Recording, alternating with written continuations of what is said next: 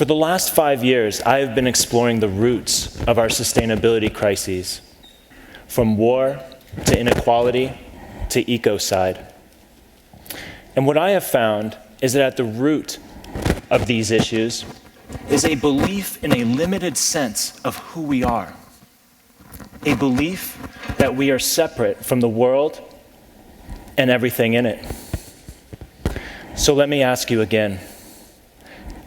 Can you point to a line that separates you from the environment? I haven't been able to find a physical line that separates me from the environment, but we create many artificial lines that give us the felt experience of separation. Perhaps the most obvious example are the artificial lines that we draw on a map that separate the people in one country from the people in another, cutting us off from our ability to roam freely on the planet on which we were born. If you live in Palestine, for example, your ability to move about freely is limited to an area about the size of the San Francisco Bay. Our national borders also create national identities, which further our felt experience of separation. If you were born in America, you most likely identify as an American, which implies that you are somehow different than a Mexican or a Canadian or an Iranian. Take care of our own is a common saying. Why? Are American children worth more than African children? In addition to our national identities, we create identities around our race, our gender, our political affiliations, our brands, sports teams, our accomplishments, our possessions, and many others. We use these identities both to define who we are and who we are not. Have you ever heard someone say something like this? She shops at Walmart. I wouldn't be caught dead shopping at Walmart. I only wear Prada. I am a New York Yankees fan. I hope that player on the rival team breaks his leg.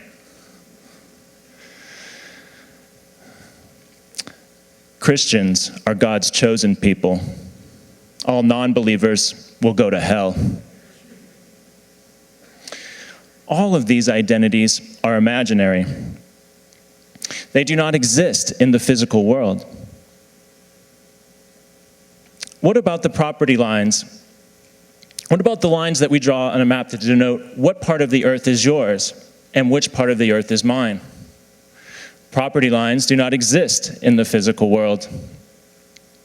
Sometimes we erect a physical boundary on top of the artificial line to make it seem more real to us and to others. All of a sudden, our home has been reduced from an entire planet to a half-acre plot of land, or maybe just a studio apartment in a shared building.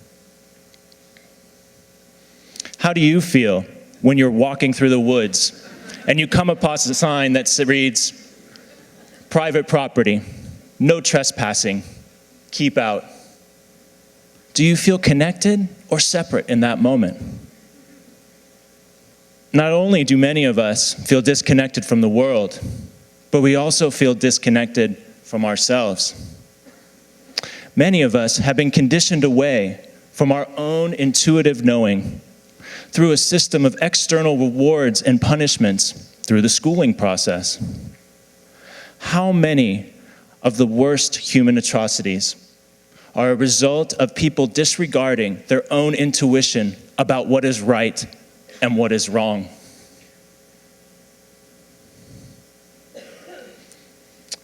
So what is the result of this felt experience of separation? Ultimately, it is fear. Fear of the unknown, fear of the other, fear of those who are not like you. This fear translates into a desire to protect ourselves by attempting to control as much of the world as we can, can you begin to see the root of greedy behavior? When we feel separate from the world, we try to compensate for our lost sense of belonging by owning it. The more of it that we own, the more of it that we bring under our control, and the more secure that we feel. Greed is actually a rational response to the felt experience of separation. No amount of money or possessions will ever be enough to satiate this demand. For what we have lost is our sense of feeling connected to the entire world.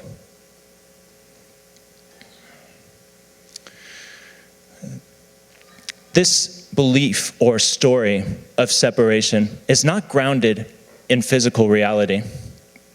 It is a mental construct about the world. But the war, inequality, and ecocide that results is very real, and it is eroding the capacity of this planet to support us and countless other species. There is another way to see the world that is more grounded in the truth of who we are. It is the story of interbeing. It says that there is no separation between you and the rest of the world. We cannot be separated from the air that we breathe, the ground that we stand on, or the bacteria in our stomachs that are digesting our last meal. Perhaps the best way to show you what this story of interbeing is to show you a video that I created called How Wolves Change Rivers. Narrated by George Monbiot, it has now been seen online over 16 million times.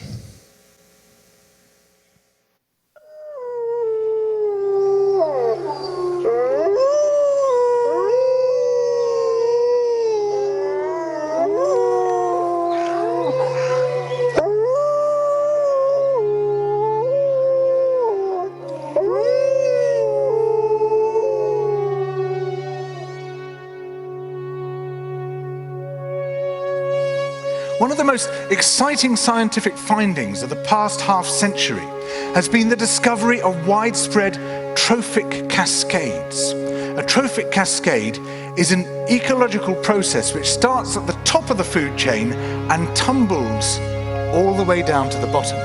And the classic example is what happened in the Yellowstone National Park in the United States when wolves were reintroduced in 1995. Now, we all know that wolves kill various species of animals, but perhaps we're slightly less aware that they give life to many others.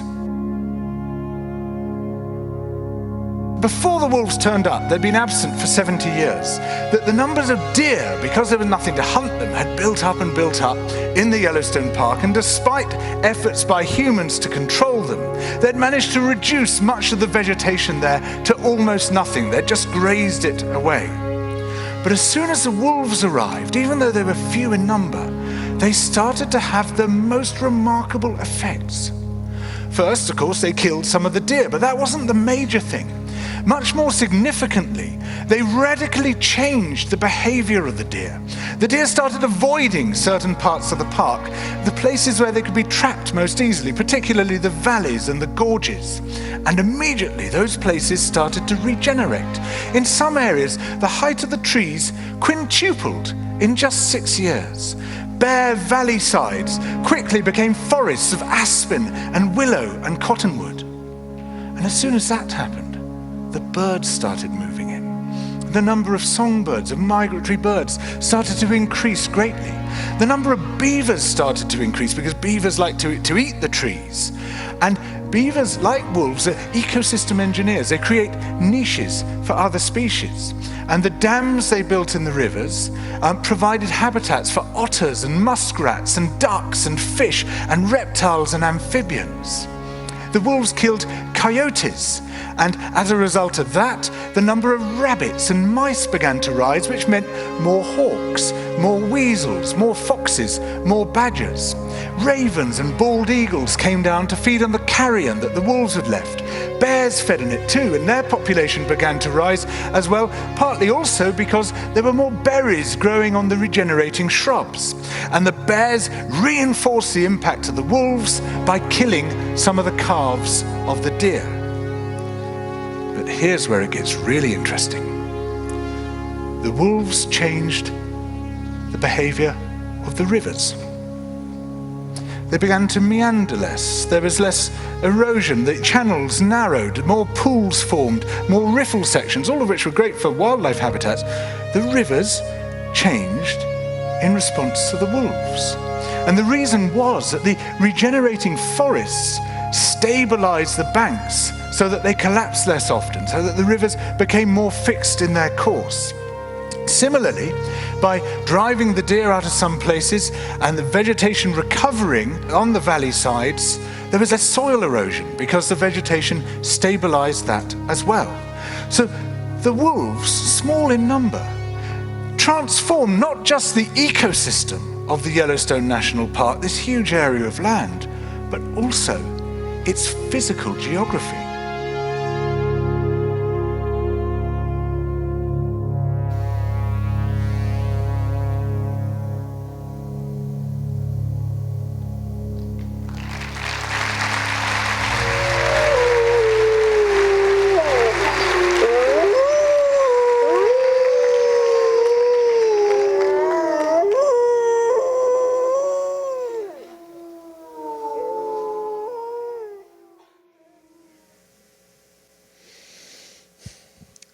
I could have told the story of how bears changed the rivers, or how whales changed the climate, or how you changed the world through every one of your actions. The point of the video is to show that all our actions matter, that every species has a gift to give that enables the whole to thrive. Consider this. Before you were born, the atoms that make up your body were scattered all over the world. They were the same atoms that once comprised the air, the water, the dinosaurs, Jesus Christ, Genghis Khan, and all other life that came before us. And before the earth existed, the very same atoms that make up your body today once comprised parts of distant stars. The story of how wolves change rivers is our story. It is everyone and everything's story. It is the story of the entire universe.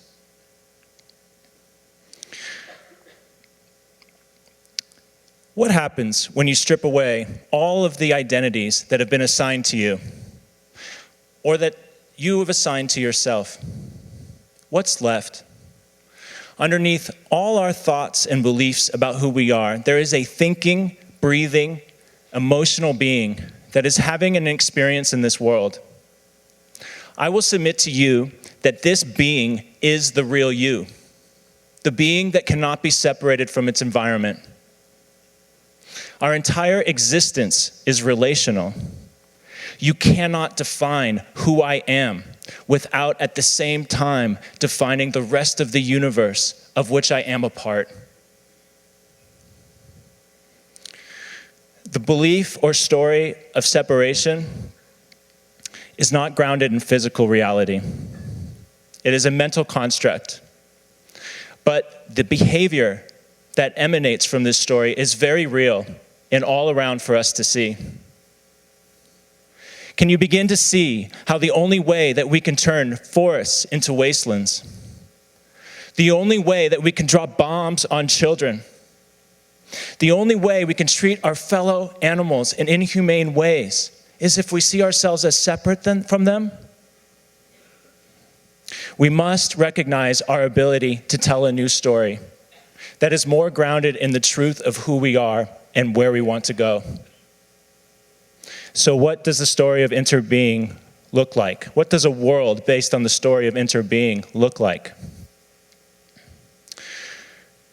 I envision a world where there are no national boundaries, where people are able to move about as freely as the birds. We will recognize the limitations of competition and instead embrace cooperation.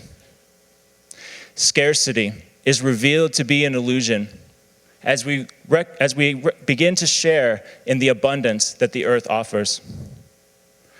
Poverty, homelessness, crime, exploitation, war, they all cease to exist as we recognize the futility in fighting ourselves.